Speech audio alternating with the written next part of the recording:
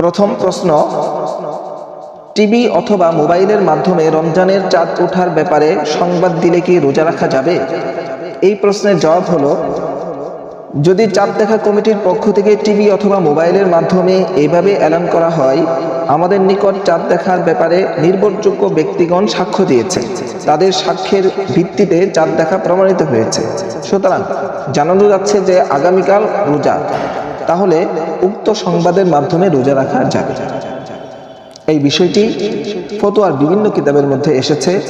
রদ্দুল মুহতার, আল ফিকহুল ইসলামী ওয়া আদিল্লাতুহু এবং ফতোয়ায়ে মাহমুদিয়া, এই সকল কিতাবের মধ্যে এসেছে এবং সহিহ বুখারীর মধ্যেও আসছে।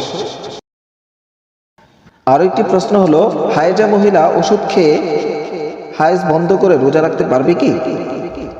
এই প্রশ্নের জবাব হলো যে রমজান মাসে যদি কোনো মহিলা ওষুধ খেয়ে হায়েজ বন্ধ করে, তাহলে তার জন্য রোজা রাখা সহি হবে।